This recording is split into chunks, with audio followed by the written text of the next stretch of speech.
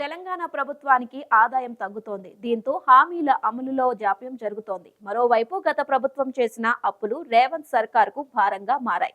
వాటి వడ్డీలకే వేల కోట్లు చెల్లించాల్సి వస్తోంది. దీంతో కొత్త పథకాల ప్రారంభంతో పాటు నిధుల అడ్జస్ట్మెంట్ ఇబ్బందిగా మారుతోంది. తెలంగాణ ప్రభుత్వం ఈ ఆర్థిక సంవత్సరంలో అన్ని రకాలుగా అప్పులతో కూడా కలిపి 2.74 లక్షల కోట్ల ఆదాయం వస్తోందని అంచనా వేసింది. కానీ డిసెంబర్ నాటికి అంటే 9 నెలలో కేవలం 1.60 లక్షల కోట్లు మాత్రమే వచ్చింది.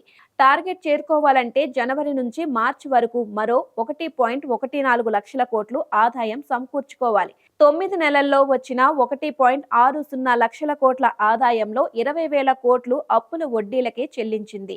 9 నెలల్లో ఆదాయ వ్యయాల వివరాలతో కంట్రోలర్ అండ్ ఆడిటర్ జనరల్ తాజాగా నివేదిక విడుదల చేసింది. ప్రతి నెల ప్రభుత్వం కాగ్కు ఆదాయ వ్యయాల వివరాలు పంపుతుంది.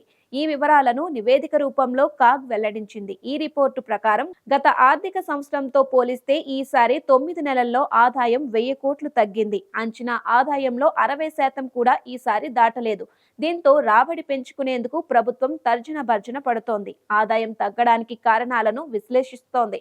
తదుపరి చర్యలపై దృష్టి పెట్టింది. వచ్చే 3 నెలల్లో 40% పైగా ఆదాయం అంచనాలను చేరుకోవడం సాధ్యమేనా అన్న సందేహాలు వ్యక్తమవుతున్నాయి. రాష్ట్ర ప్రభుత్వానికి రావాల్సిన ఆదాయంలో నాన్ ట్యాక్స్ రాబడి, కేంద్రం నుంచి రావాల్సిన గ్రాంట్లు భారీగా తగ్గాయి. బడ్జెట్ లో వేసిన అంచనాల్లో 25% కూడా చేరలేదు. నాన్ ట్యాక్స్ ఆదాయంలో ప్రభుత్వం భూముల అమ్మడం ద్వారా నిధులు సేకరించుకోవాలని భావించింది. కానీ భూములను సేల్ చేయకపోవడంతో తగినంత ఆదాయం సమకూర్చుకోలేదు. దీంతో ఎల్ఆర్ఎస్, జీవో 58, 59 వాటి వంటిని కూడా ప్రాసెస్ చేయకపోవడంతో వాటి నుంచి నాన్ ట్యాక్స్ రూపంలో రావాల్సిన రాబడి రావడం లేదు. ఈ ఆర్థిక సంవత్సరంలో నాన్ ట్యాక్స్ రాబడి మొత్తం 35,208 కోట్లు వస్తాయని అంచనా వేయగా డిసెంబర్ నాటికి కేవలం 5,487 కోట్లు మాత్రమే వచ్చింది.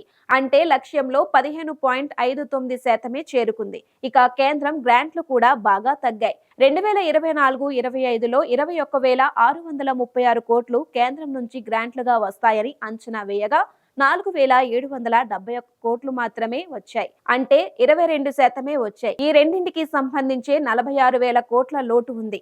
వచ్చే 3 నెలల్లో పెద్దగా వచ్చేది లేదని ఆర్థిక శాఖ అధికారులు అంటున్నారు. అప్పులు సైతం డిసెంబర్ నాటికే పూర్తయ్యాయని చెబుతున్నారు. మార్చి నాటికి మొత్తం 49,255 కోట్ల అప్పులు తీసుకోవాల్సి ఉండగా 48,210 కోట్లు డిసెంబర్ వరకే తీసుకుంది. ఆర్థిక సంవత్సరంతో పోలిస్తే ఈసారి సర్కారు ఆదాయం కూడా పెరగలేదు. పన్ను రాబడిలో గతం కన్నా 3% తగ్గింది. జీఎస్టీ రాబడి డిసెంబర్ నాటికి 37,664 కోట్లుగా ఉంది. ఆశించిన లక్ష్యంలో 64% వచ్చింది. గతేడాది జీఎస్టీ రాబడి డిసెంబర్ నాటికి 67%గా నమోదైంది.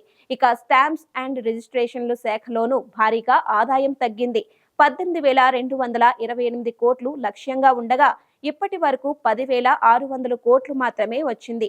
ఈ మొత్తంలో 3,046 కోట్లు ఏ లోకల్ బాడీలను స్టాంప్ డ్యూటీని బదిలీ చేయడంతో డిసెంబర్లో 7,542 కోట్లగానే చూపించింది కాగ్. ఇక ఎక్సైజ్ ఆదాయం కూడా ఆశించిన రీతిలో రావడం లేదు. 2024-25లో 25,716 కోట్లు వస్తాయని అంచనా వేయగా డిసెంబర్ నాటికి 14,000 కోట్లు మాత్రమే వచ్చాయి. ఈ 3 నెలల్లోనే మరో 11,000 కోట్లు రాబట్టాల్సి ఉంది. ఇతర ట్యాక్స్లు, డ్యూటీలు కూడా 10,111 కోట్లు అంచనా వేస్తే అందులో సగమే వచ్చాయి. కాగ్ రిపోర్ట్ ప్రకారం రాష్ట్ర ప్రభుత్వం గతంలో తీసుకున్న అప్పుల వడ్డీల చెల్లింపులకు 9 నెలల్లో 19,556.61 కోట్లు చెల్లించినట్లు వెల్లడైంది. ఇక ఉద్యోగుల జీతాలకు 31,584.35 కోట్లు, పెన్షన్లకు 12,585.37 కోట్లు ఖర్చు చేసింది. పథకాల్లో సబ్సిడీలకు సంబంధించి 9,701.50 కోట్లు చెల్లించినట్లు కాగ్ పేర్కొంది.